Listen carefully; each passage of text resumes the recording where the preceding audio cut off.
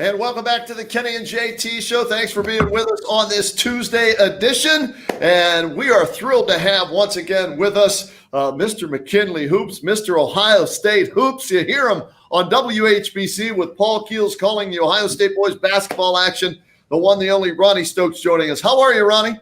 Hey, I'm doing good. I'm doing fantastic. Had a little technical issue, but I'm excited about being on the show yet again. And so let's get at it. Absolutely. I'm excited about this. We both graduated in 1981. You look like you're 25. I look like I'm 81. This ain't right. Hey, I've been slacking here a little bit, JT. I got to get out and work out. I normally go 3 to 4 times a week, and lately it's been once a week. So I got to get back on it, man. You look I great. hear you. Thanks. I hear that. Yeah. Hey, for people out there, if you're listening, we appreciate that on WHBC. But if you want to watch us live right now with our StreamYard broadcast, you can at Facebook.com/1480 WHBC. And if you miss it live, you can go back and watch it after the show if you want to. And Ronnie, the last time we talked, man, things were rolling. The Buckeyes were kicking butt. They were climbing up the charts all the way to number 4. And now they've dropped 3 straight. And I see they're 7 in the AP poll, 10th in the coaches poll. What's changed in the last 3 games with this team? Nothing. They're playing in the Big Ten. Okay. And their last 4 opponents, which they played 3. Obviously, you cannot discount Michigan State. I know their record is not like the other 3 that they're playing in the last 4, but Michigan is arguably the best team in the country. You got to give it to Gonzaga at this point, but Michigan is clearly a team that can win the national title. They went toe-to-toe with them and lost, unfortunately. They go to Michigan State, a team that was playing well on the road. I do believe that was a game they should have gotten. The one at home against Iowa, I just thought that Iowa played like a top 5 team. They played their best basketball on both ends of the floor as far as I'm concerned. I felt going in the last time we talked to you guys, I knew that this last 4 games were there. I was optimistically saying if they can win 2 out of the 4, they still would be in a great position going into the Big Ten tournament as a number one of the 4 number 1 seeds. Now they got to earn it. They got to win Saturday and maybe get a couple in the Big Ten tournament to secure the number 1 seed. Ronnie, it's obvious over the last couple of games, you get a big man and it gets physical. Buckeyes might be in a little bit of trouble.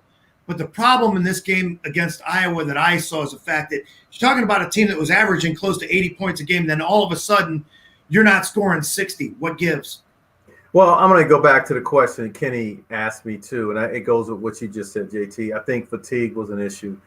Clearly, when you play in the Big Ten Conference, you have to give it your all. There's no off nights. You have to be able to play. And Ohio State is nicked up, just like most teams are at this time of the year.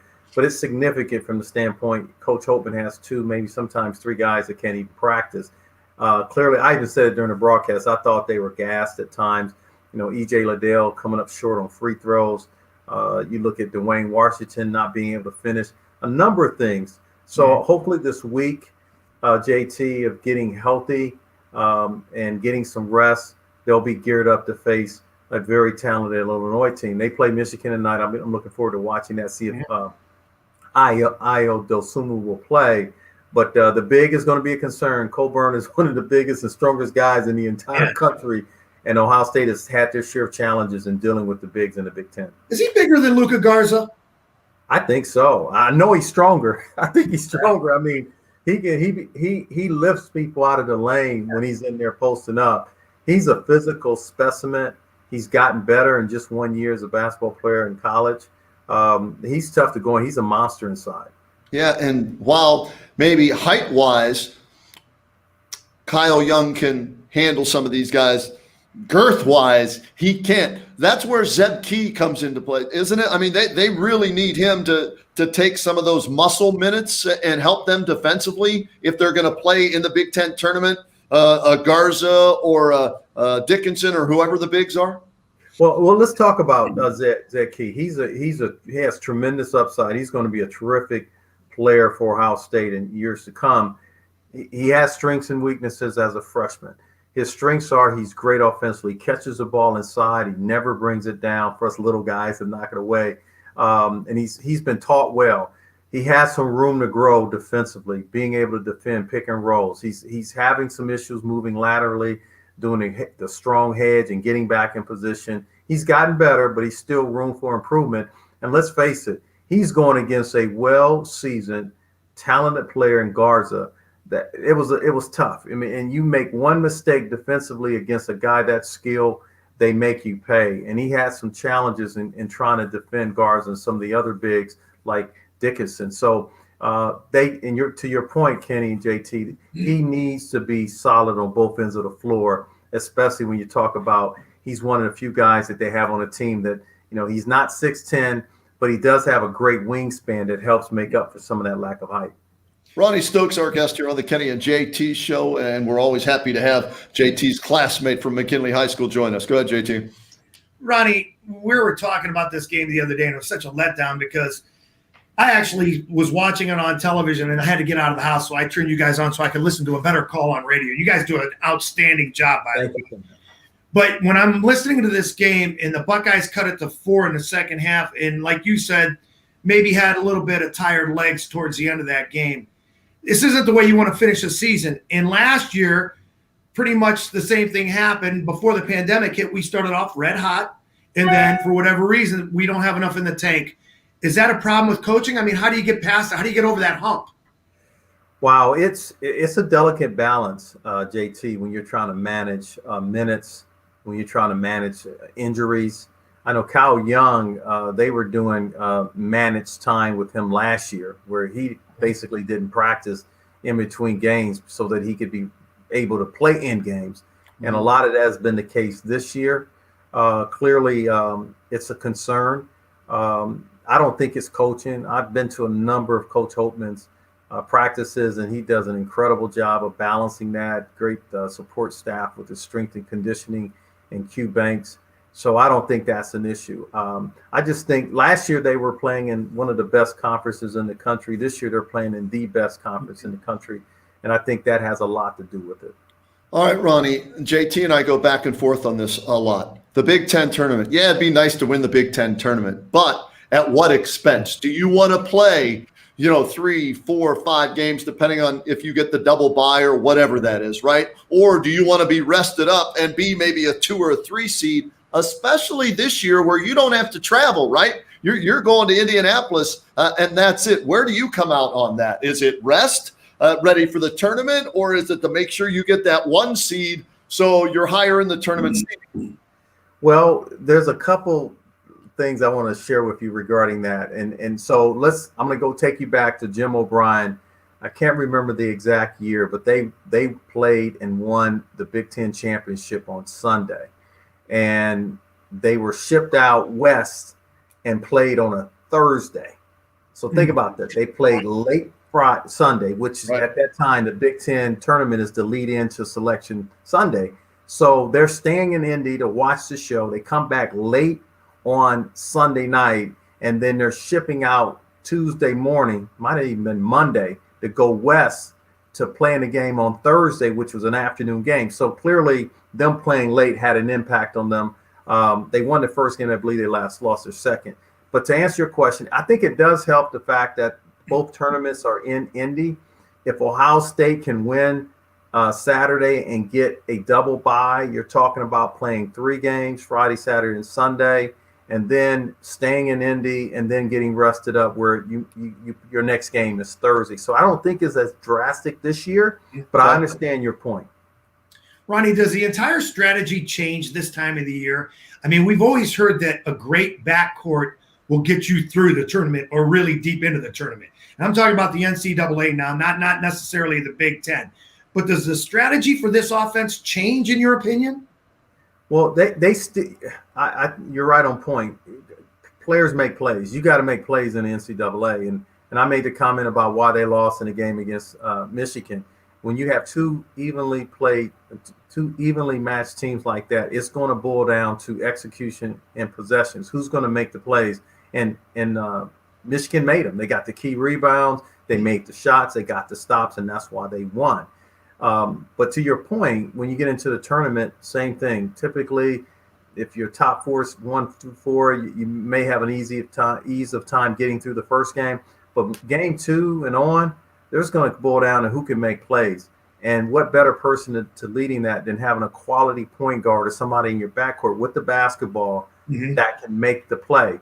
If you're big, somebody got to get you the ball, right? Even if it's Hunter Dickerson for Michigan, somebody's got to get him the ball. Yeah. So you're right. You need good guards.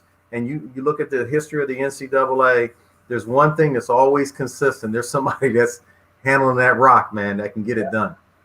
So Dwayne Washington, there are nights where he had 30 the one game and it was like lights out.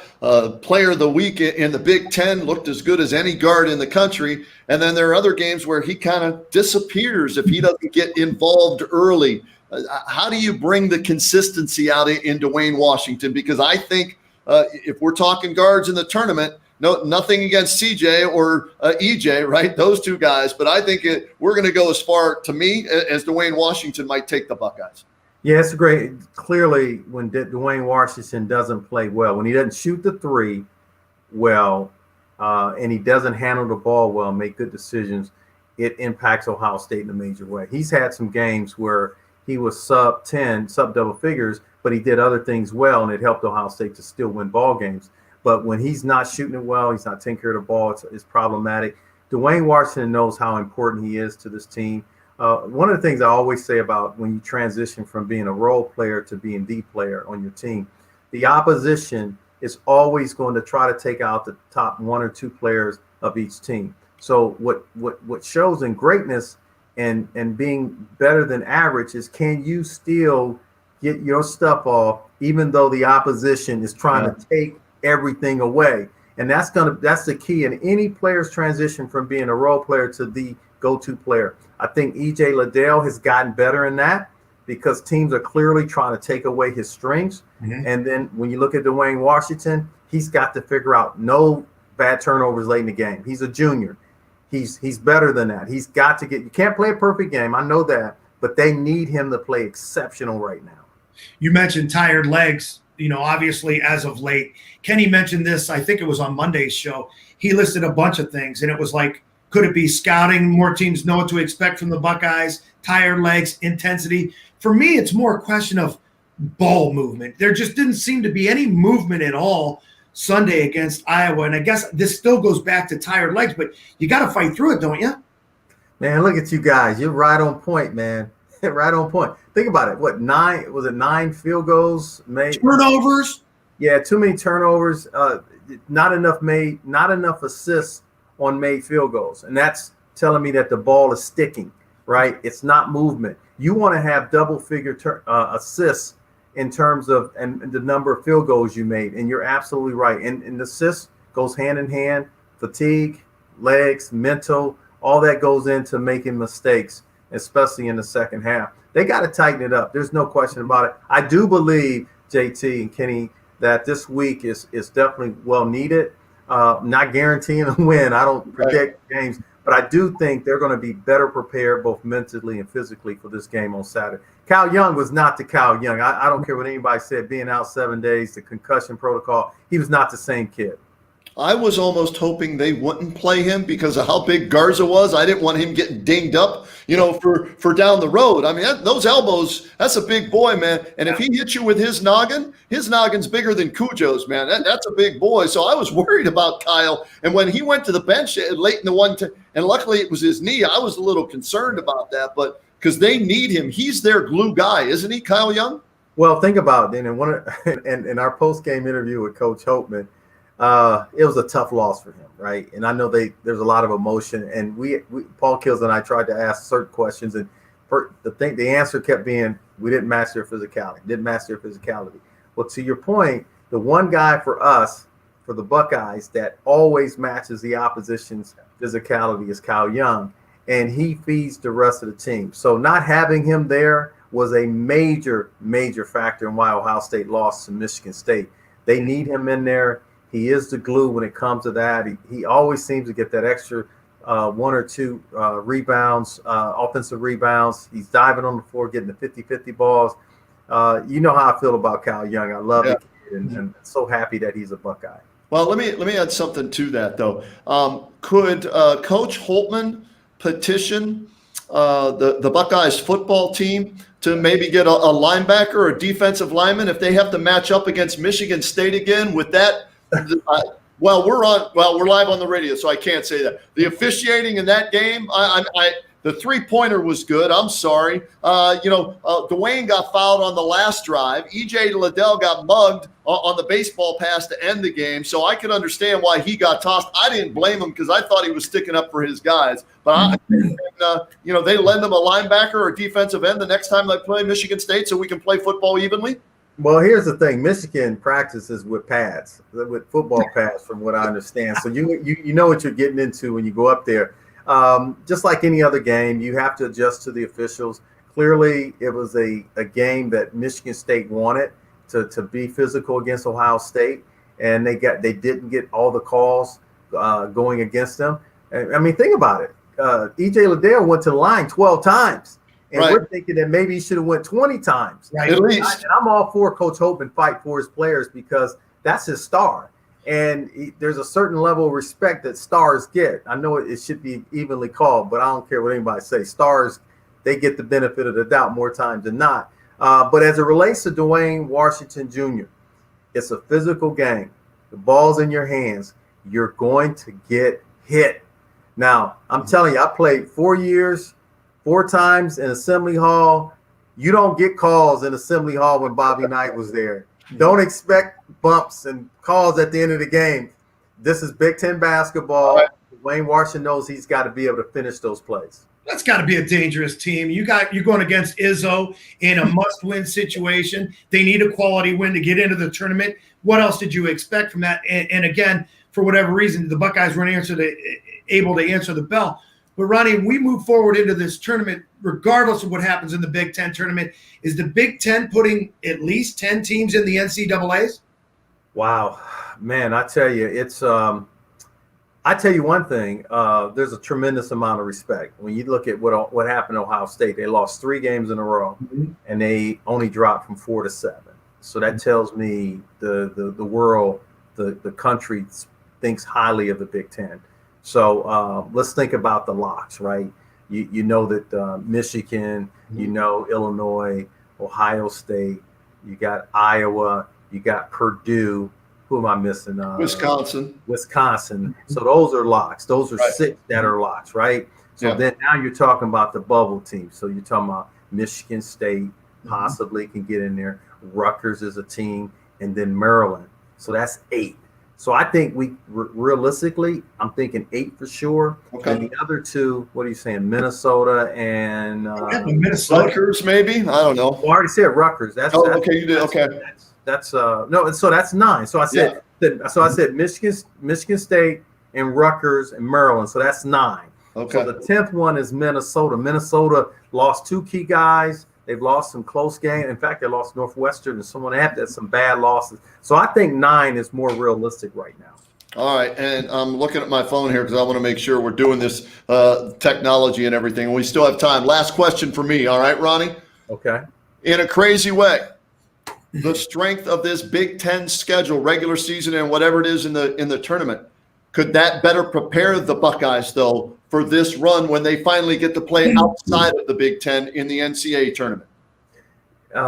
Kenny, I think there's some validity to that. When you play a tougher schedule, it prepares you for what's thereafter. I mean, think about it. What did they tell us when you're a little kid? Go play where the competition is, because right. What does it do? It makes you get better. So I think where it will really yield its head is where, if it's a close game, which it will be in a tournament, Ohio State is accustomed of knowing how to battle at the end. So I think there is a point to be made there that potentially the Big Ten schools could fare much better in the NCAA because of how competitive they had to play day in and day out. If they're not too banged up. Go ahead, JT. Last We question. can't let you get away without explaining the hat, which I love, by the way. I've got a Bulldog hat as well, but mine isn't as good as yours, and mine isn't Kent McKinley for whatever reason. Nobody ever hooked me up for anything. But I got a little swag. I heard it back in the day.